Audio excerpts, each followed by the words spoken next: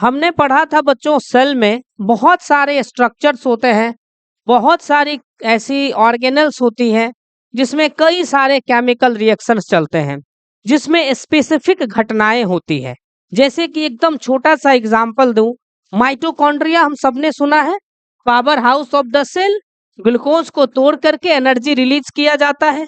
In the similar fashion endoplasmic reticulum हमने सुना है, राइबोसोम हमने सुना है ना, एंजाइम बनाने का, प्रोटीन बनाने का काम करती है। स्मूथ इंडोप्लाज्मिक रेटिकुलम लिपिड बनाने का काम करता है। गोल्जी बॉडी हमने सुन रखा है, गोल्जी बॉडी क्या करता है, ये मटेरियल को पैकेजिंग करने का काम करता है। न्यूक्लियस हमने पढ़ा, क्लोरोप्लास्ट पढ़ा है, ये क्या करता है, फोटोसिंथेसिस। ओके, ठीक उसी तरीके से बच्चों एक सेल ऑर्गेनल्स है, याद से समझ लो, दैट इज कॉल्ड सेंट्रोजोम। क्या नाम है इसका, सेंट्रोजोम। ये सेंट्रियोजोम एक ऐसी सेल ऑर्गेनल है जिसके चारों तरफ कोई झिल्ली या कोई कवरिंग नहीं होती। जैसे कि अगर आप लाइसोजोम ले ले, वैक्यूल ले ले, इंडोप्लाज्मिक रेटिकुलम ले ले, माइटोकॉन्ड्रिया ले ले, तो इन सबके चारों तरफ कवरिंग है। लेकिन यहाँ पर जो सेंट्रियोल है, इसके चारों तरफ कोई कवरिंग है ही नहीं, और ये मेम्ब्रेन लेस सेल ऑर्गेनल है। कैसी सेल ऑर्गेनल है ये, मेम्ब्रेन लेस सेल ऑर्गेनल है। It is membrane less cell organelle. Okay, दूसरी इंपॉर्टेंट बात यह है कि ये जो मेम्ब्रेन लेस सेल ऑर्गेनल है, इसके अंदर में है ना सेंट्रियोल्स पाए जाते हैं, दो सिलेंड्रिकल स्ट्रक्चर पाए जाते हैं। यानी एक सेंट्रोजोम की बात करोगे तो उसमें सिलेंड्रिकल स्ट्रक्चर है, जो संख्या में कितने हैं, दो हैं। ये देखो, ये एक सिलेंड्रिकल स्ट्रक्चर दिख रहा, ये एक सिलेंड्रिकल स्ट्रक्चर दिख रहा, कितनी है, एक और एक, दो। उसी तरह एक और सेल ऑर्गेनल है, देखो, एक ये और एक ये है ना सिलेंड्रिकल स्ट्रक्चर। तो एक सेंट्रियोल ये हो गई, एक सेंट्रियोल ये हो गई, दोनों संख्या में कितनी हो गई, मिला के दो। और एक दूसरे के ना ये परपेंडिकुलर होती है, एक दूसरे के 90 डिग्री एंगल पर ये रखी हुई रहती है। ठीक है, बात कर ले यहाँ यहाँ। तो वही बात हमने लिखा है कि centrosome containing two centriole. Centrosome के अंदर कितनी सेंट्रियोल है, दो सेंट्रियोल है, जिसको डिप्लोजोम भी कहते हैं। Located just outside the nucleus, nucleus के एकदम बाहर की तरफ रहती है। Lie at right angle to each other, दोनों सेंट्रियोल एक दूसरे के कितने एंगल पर है, 90 डिग्री पर है, 90 डिग्री एंगल पर है। Each centriole is surrounded by amorphous pericentriolar material। अगर हम एक सेंट्रियोल की बात करें, ये एक सेंट्रियोल है और एक मान लो ये दूसरा वाला सेंट्रियोल है, तो दोनों सेंट्रियोल एक दूसरे के 90 डिग्री पर तो है ही है, और इसके चारों तरफ कुछ मटेरियल्स हैं जो एमोर्फस नेचर के होते हैं। उनको हम लोग किस नाम से जानते हैं, पेरीसेंट्रियोलर मटेरियल के नाम से जानते हैं। तो इंपॉर्टेंट पॉइंट ये है कि सेंट्रोजोम के अंदर में जो दो सिलेंड्रिकल स्ट्रक्चर होती है, उसका नाम क्या है बताओ, सेंट्रियोल नाम है। क्या नाम है, सेंट्रियोल। कितनी होती है, दो होती है। क्या उसके चारों तरफ कोई कवरिंग होता है, कोई कवरिंग नहीं होता है। ये मेम्ब्रेन लेस होती है, सिलेंड्रिकल होती है, कोई कवरिंग नहीं होता है।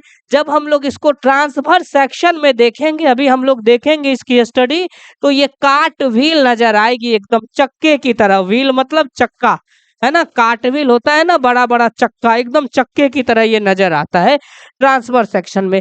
इंपॉर्टेंट बात अगर करें तो पेज नंबर 88 पर जब आप जाएंगे, लास्ट लाइन में एनसीईआरटी लिखती है कि सेंट्रियोल जो है वो कहाँ पाया जाता, centriole is only present in animal cell. हर जगह आपको बच्चों सेंट्रियोल नहीं मिलेगा, सिर्फ एनिमल सेल में मिलेगा। कल का जो सीट आपको दिया गया था ना, उस सीट में ये कंटेंट है ऑलरेडी, तो लिखना नहीं है। जिनके पास सीट नहीं है हम अवेलेबल करा दे रहे हैं। ठीक है, तो ध्यान से समझिएगा, ये सेंट्रियोल किसमें पाई जाएगी, सिर्फ और सिर्फ एनिमल सेल में मिलेगी, जानवरों की कोशिकाओं में मिलेगी। ठीक है, फिर से सुनिए, सेंट्रोजोम एक सेल ऑर्गेनल है जिसके अंदर में क्या है, दो सिलेंड्रिकल स्ट्रक्चर है बेटा। तो उस दोनों सिलेंड्रिकल स्ट्रक्चर का नाम क्या है, सेंट्रियोल, जो कैसी है, सिलेंड्रिकल है, और एक दूसरे के ऊपर परपेंडिकुलर या 90 डिग्री के एंगल पर लगभग है। क्या सेंट्रियोल सारी सेल में मिल जाएगी, बिल्कुल नहीं, सिर्फ एनिमल सेल में ये मिलती है। ओके, अब हम लोग देखते हैं डिटेल से। सीलिया और फ्लैजेला का जो बच्चे स्ट्रक्चर पढ़े होंगे ना, उसको ये समझना बहुत ही आसान हो जाएगा। देखो कैसे, यहाँ देखो, ये रही तुम्हारी सेंट्रियोल, ठीक है। एक ये सेंट्रियोल है, एक ये सेंट्रियोल है, ठीक है, दो सेंट्रियोल है। देखो सेंट्रियोल में क्या होता है, लंबा लंबा माइक्रोट्यूबुल्स होता है। याद करो सीलिया और फ्लैजेला की स्ट्रक्चर, उसमें भी क्या था, लंबा लंबा माइक्रोट्यूबुल्स था। माइक्रोट्यूबल मतलब छोटे छोटे पतले पतले 5 से 6 नैनोमीटर, ये सॉरी 5 से 6 माइक्रोमीटर, है ना। जनरली 8 से 10 भी लोगों को दिखता है, तो ये 5, 6, 6, 7 के रेंज में, उस माइक्रोमीटर में एकदम पतले पतले प्रोटीन के ट्यूब्स होते हैं। देख रहे हो ये सब, इसी को बोलते हैं माइक्रोट्यूबुल, ठीक है। ये सब के सब क्या है, प्रोटीन्स के माइक्रोट्यूबुल्स हैं। सब के सब देख रहे हो रखे हुए हैं इस तरीके से। तो ये जो रखा हुआ वाला पार्ट है, ये देखना जरा ध्यान से बेटा, तीन तीन के जोड़े में है, देख रहे हो। ये तीन देखो एक साथ है, ये तीन देखो एक साथ है, तीन देखो एक साथ है, यहाँ भी देखो तीन एक साथ है, देखो तीन एक साथ है, तीन एक साथ है, तीन एक साथ है, तीन एक साथ है, तीन एक साथ है। यानी कितने कितने माइक्रोट्यूबुल्स यहाँ पर है, तीन तीन माइक्रोट्यूबुल्स है। और सारे के सारे ये जो माइक्रोट्यूबुल्स है एक साथ रखे हुए हैं, ठीक है। तीन यहाँ, तीन यहाँ, तीन यहाँ, तीन यहाँ, इसको हम लोग कहते हैं ट्रिपलेट। क्या कह देते हैं इसको, ट्रिपलेट। ये पेरीफेरी पर है, किनारे पर है, तो ट्रिपलेट, पेरीफेरल माइक्रो ट्यूबुल्स। ये किनारे पर रखे हुए क्या है, माइक्रोट्यूबुल्स हैं। कितने जगहों पर रखा हुआ है, 1, 2, 3, 4, 5, 6, 7, 8, 9, 9 जगह पर रखा हुआ है। सिंगल सिंगल है, डबल डबल है, या ट्रिपल ट्रिपल है, ट्रिपल ट्रिपल है, यानी 9 ट्रिपलेट। वहां पर क्या था, सीलिया और फ्लैजेला में 9 डबलेट, यहाँ पर क्या है, ट्रिपलेट। ओके, तो यहाँ 9 ट्रिपलेट होते हैं पेरीफेरल माइक्रोट्यूबुल्स के। Okay, now come to very important statement. सुनो, याद करो, सीलिया और फ्लैजेला में सेंट्रल पार्ट में क्या था, दो माइक्रोट्यूबुल थे। यहाँ पर सेंट्रल पार्ट में बेटा कोई माइक्रोट्यूबुल है ही नहीं, नो माइक्रोट्यूबुल। सेंट्रल पार्ट जो है, इसको हम लोग हब बोलते हैं। क्या बोलते हैं इसको हम लोग, hub. This is called hub. और ये प्रोटीन का बना होता है। यहाँ सिर्फ और सिर्फ क्या होते हैं, प्रोटीन होते हैं। ये क्या है, सिर्फ और सिर्फ प्रोटीन्स है। और ये सेंट्रल पार्ट है, क्या है, ये सेंट्रल पार्ट है, सेंट्रल रीजन है। साइड से देखो ध्यान से, जिस तरह वहां पर क्या था, रेडियल स्पॉक, 1, 2, 3, 4, 5, 6, 7, 8, 9, उसी तरह यहाँ भी क्या है, रेडियल स्पॉक्स है, 9 रेडियल स्पोक्स है, जो हब को पेरिफेरल ट्रिपलेट से कनेक्ट कर रहे हैं।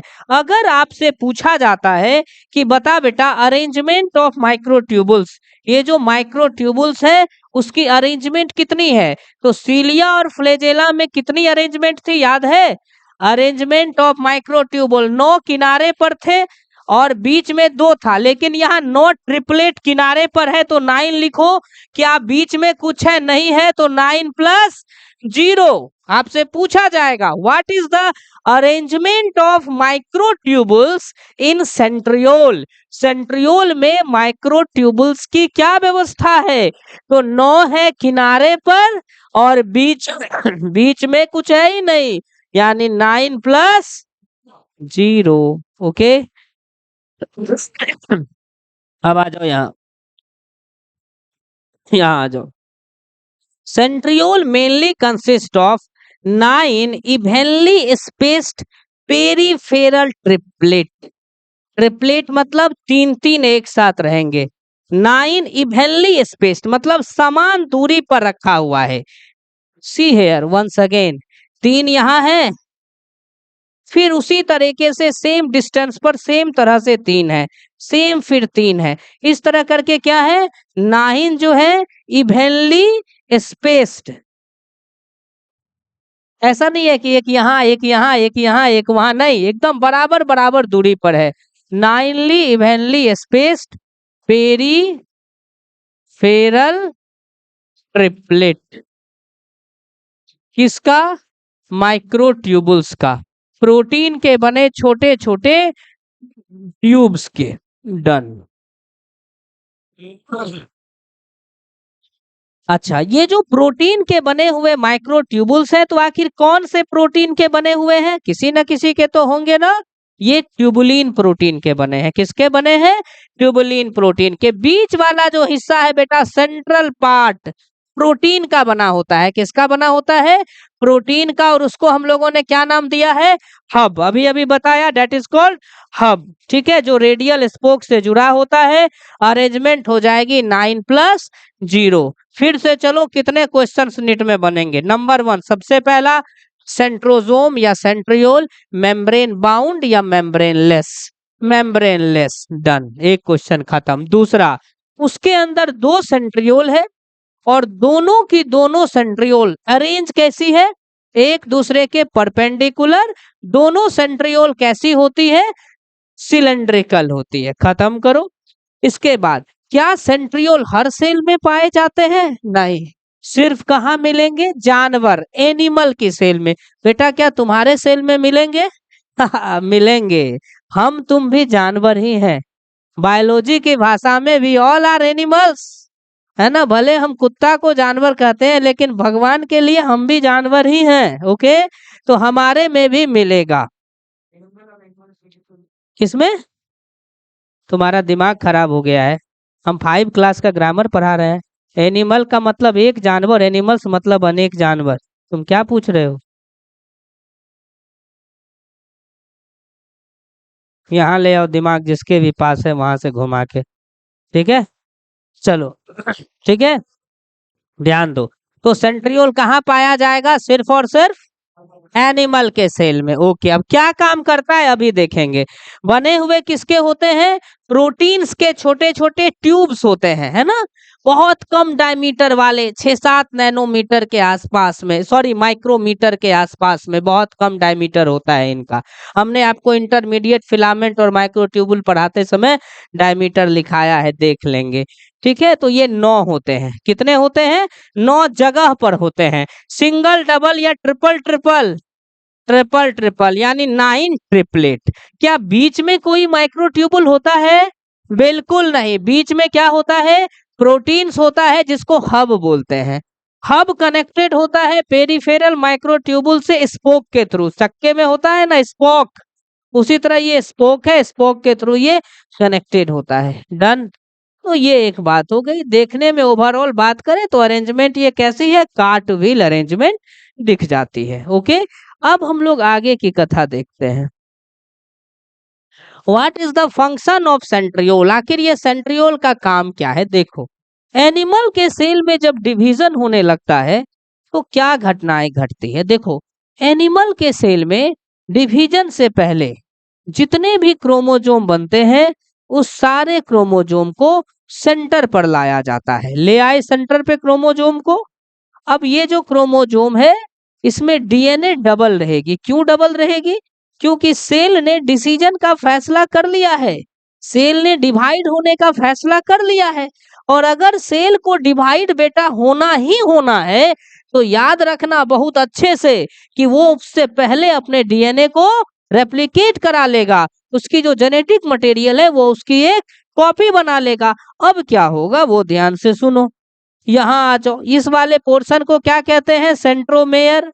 और यहाँ एक प्रोटीन का डिस्क होता है, that is called kinetochore. Okay, अब इधर एक सेंट्रियोल रहते हैं और एक सेंट्रियोल हमारे इधर रहते हैं। ये एक सेंट्रियोल हो गए और ये दूसरे सेंट्रियोल हो गए। सेंट्रियोल से जो माइक्रोट्यूबुल होता है, वो इस तरह रेडिएट करता है। रेडिएट करने के बाद ये स्टार जैसा स्ट्रक्चर बनता है, जिसको एस्टर बोलते हैं। लैटिन लैंग्वेज में एस्टर का मतलब होता है स्टार। ओके, इसको एस्टर बोलते हैं। ये सब हम लोग नेक्स्ट चैप्टर में पढ़ेंगे, अभी बस आप सुने ताकि इसका काम समझ पाए।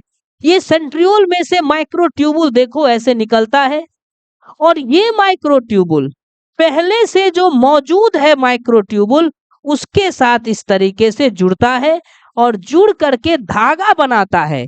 वो धागा यहाँ आकर के क्रोमोजोम में फंसता है। ये इसको ऊपर खींचता है, ये उसको नीचे खींचता है और बीचों बीच इसको तोड़ दिया जाता है। आधा टुकड़ा एक डीएनए के साथ ऊपर, आधा टुकड़ा एक डीएनए के साथ नीचे। तो अगर ये सेंट्रियोल नहीं होती तो इसमें से माइक्रोट्यूबुल निकलता नहीं, और अगर इसमें से माइक्रोट्यूबुल निकलता नहीं तो ये जो धागा है, ये जो स्पिंडल है, इसका निर्माण नहीं होता। अगर स्पिंडल का निर्माण नहीं होता तो सेल डिवीजन हो नहीं पाता, आप क्रोमोसोम को बांट नहीं पाते। This is the function in animal cell. Centriole plays important role in division. Animal के सेल में सेंट्रियोल बंटने में, डिवाइड करने में इंपॉर्टेंट रोल प्ले करता है by spindle fibre between two poles of the cell. Cell का एक पोल ये हो गया, एक ध्रुव ये हो गया, दोनों ध्रुव के बीच में स्पिंडल फाइबर बनाता है। ठीक है, यहाँ एक वर्ड डालो, by forming the location of centriole during the cell division। मान लो बेटा कि ये सेंट्रियोल यहाँ रहता और ये यहाँ रहता, तो ऐसे डिवाइड होता ना सेल, धागा ऐसे बनता। यानी इस बात का निर्धारण कौन करती है कि सेल ऐसे बटेगा कि सेल ऐसे बटेगा? इस बात का निर्धारण करती है कि उस सेल में दोनों सेंट्रियोल कहाँ पर हैं। डन। अगर सेंट्रियोल इधर इधर होते तो सेल ऐसे बटती, इधर इधर है तो सेल ऐसे बटेगी। यानी location of centriole during cell division decide the plane of division.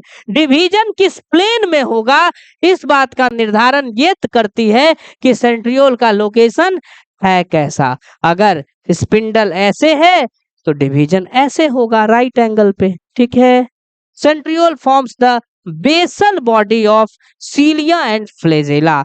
जब आप एनसीईआरटी पढ़ेंगे तो एनसीईआरटी में एक लाइन लिखी हुई है कि सीलिया एंड फ्लैजेला इमर्ज